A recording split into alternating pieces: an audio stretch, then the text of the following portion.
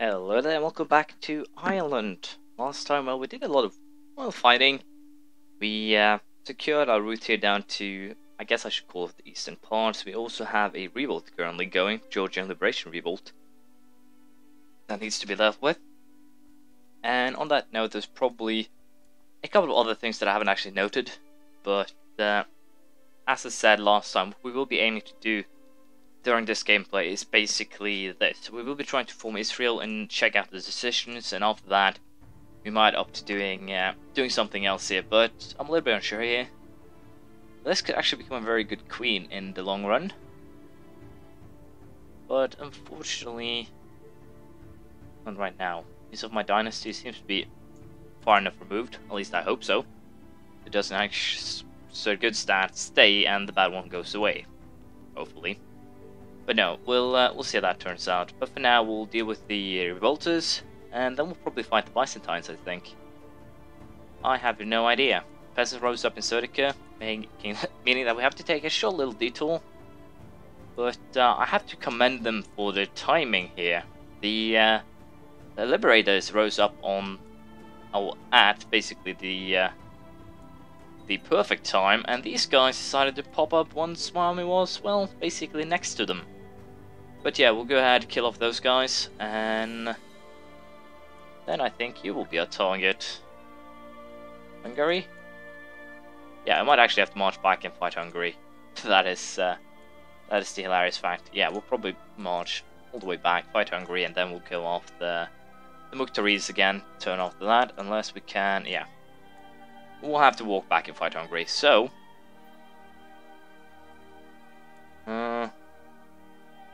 alright. Change of plans. King Nashan Device is no longer guardian of Prince Elkanan. Potentially the, as you know, the potential other heir. I'll put myself in charge of him, I thought, but apparently I do have 2 wards already. Oh! I think I have a new heir. I definitely have a new heir. Where's my son here? My son, where art thou? There you are. Little genius. So, King Nashan has ascended to heaven at age 38. He died of poor health. Long live King Asher.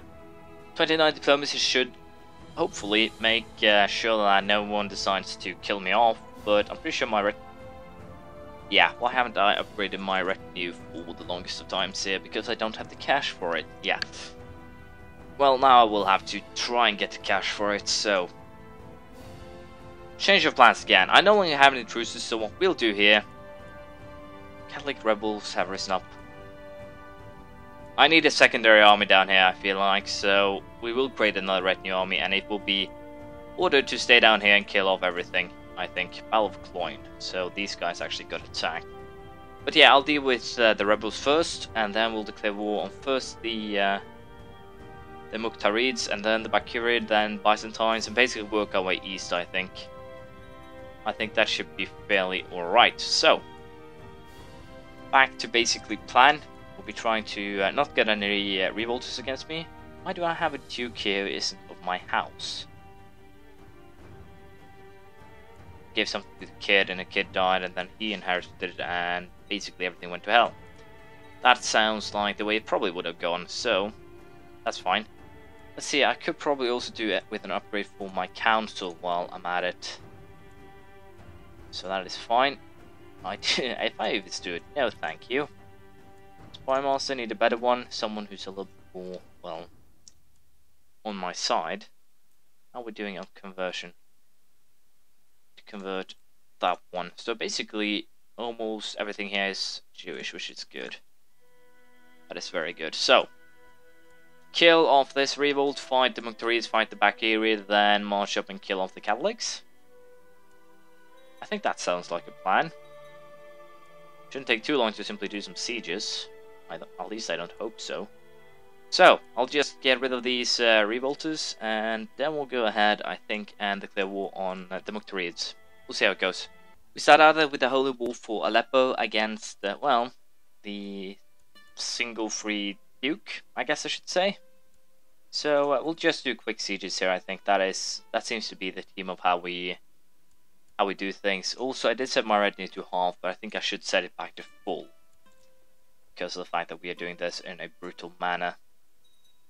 As such, I will need a lot of troops fast. So, I'll do the sieging here, then we'll go quickly off the Mukterids, and then hopefully we can march and intercept the the annoying guys who are currently causing trouble in Praha. But there we go, the Duchy of Aleppo is ours, which of course is good, and we'll just continue with, as I said, war here against the Mukterids. Once again, I'm not actually expecting a big battle, I'm basically expecting a slaughter, but we'll take his main domain, I guess I should call it, and hopefully that'll weaken him a little bit and open up for revolts. We'll see how it goes. So I ended up in quite a bit of trouble here. There's a 15,000 man army that's currently fighting my army, but as you can see, their center is actually breaking, and as such, they will basically retreat now any second. We lost 2007. They lost 8,000 men. I get a little bit of military technology points and 20% war score from that, so it's not a horrible result. And with that, I'll also go ahead here and hunt down and hopefully destroy that army before it becomes a troublesome, well, thing to worry about here. The Crusade for Jerusalem fails. God, it seems, does not favor the Christian faithful. After a string of defeats and setbacks, Pope Lucius III has called off the Crusade for Jerusalem against the Caliph Mujahideen. So, the Crusade failed, as you could see there. Not really that much of a surprise when you think about it. I also got a new daughter, Madrona. Life is peachy. But yeah. Once again, I think I'll actually prolong this war, meaning that I'll not accept that peace offer, instead I'll slaughter his armies, and by doing that, I'll hopefully be able to, well, cause enough problems that he'll have some revolts on his back here. At least that's what I can hope I'll be doing. Also, I captured a couple of sheikhs, so I'll be able to get a little bit of cash out of this. I am currently running with quite the deficit a month, so let's see if we can get them to some extent bribed out. Cannot afford the bribe. Payment. I'll see if I can get someone else here, well, ransomed. Then we'll see what we'll do. The war ended with victory. Didn't really end up, well, murdering too many people. I just, well, destroyed a huge bunch of or a huge part of the army, I guess I should say. So that's fine. What we'll be doing now is marching and destroying these Catholic rebels. Then we'll probably fight Hungary, Poland, probably Bavaria too. Might end up taking a bit too much land here, but it should be perfectly fine, really. And I'll probably also, I think, take Carathia here, or Carinthia, whatever it's actually called, the duchy that is, and hopefully, I guess, create a merchant republic out of that, so I can potentially get a little bit of extra income by doing so. Venice was my initial target, and I think, yeah, I think it still is. We'll take Carinthia from Bavaria, and then we'll go ahead and declare holy war for Venice itself, create ourselves an own little merchant republic, and hopefully then everyone will live happily ever after. We'll see how it goes. So, peasant or Irish Catholic revolt has been sorted out. There's a another revolt here that's kind of annoying, but that's perfectly fine. We'll slaughter them when we can. We'll fight for Silesia here. It is a fairly big region, 5 provinces. Then we'll actually declare war on Plock.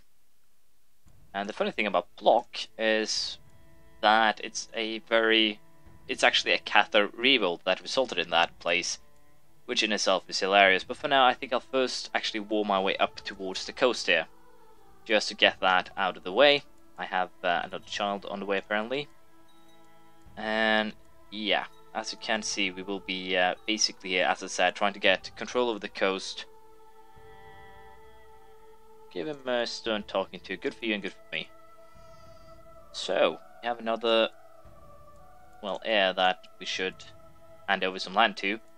And yes, I will probably do a lot of fighting up here right now. I have taken basically what I wanted to the south. And by securing that, I guess I should call it sea route to my own lands, I will be able to make things a little bit, to some extent, better, I dare say.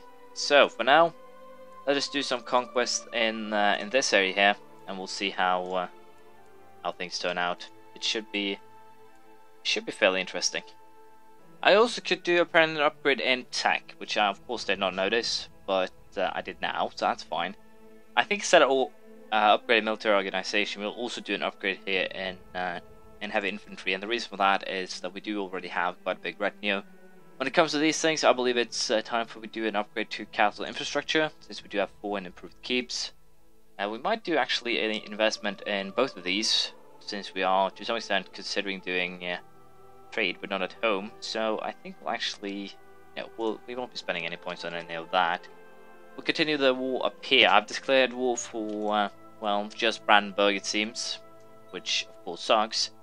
And apparently the Teutonic Order is getting some control over Bulgaria, which of course is horribly, horribly bad for us. There's also apparently a revolt here, so I should probably march down there and start causing some trouble. But for now, I'll just be trying to get control over what I want up here in the north, I guess I should call it. We'll try to get control of the coast. We'll try to get as close to, well, everywhere as I want, and hopefully then we can make something work. Apparently there's a peasant revolt in Hungary, which is of course very great, because it means that we will have better control if we should choose to attack in the future, which we probably will. What's this guy's last province? There it is, Stalingrad. So as you can see, it's actually very scrambled, and that also makes it a little bit difficult to, well, figure out when and of course where to attack. So that's a little bit annoying, but nothing we can't deal with. But as I said here, there's a lot of smaller places that needs to be taken out, and I'll just go ahead and do that now, and we'll see what we do afterwards. And I'll deal with this Liberation Revolt as well. So I've basically taken everything I can here because of the fact that, well, the duchies are being held across families, more or less. That is all I can say. What I can do, I think, is no, I can't actually declare war on Denmark because I'm not close enough, and that sucks. So who's our next target then, or who's our go-to target? It's Poland and their duchy here. So we'll do that, and I guess I'll have to slaughter some smaller armies here too, but that should be perfectly fine. Pretty sure they aren't actually at war with anyone who could be a very big problem here.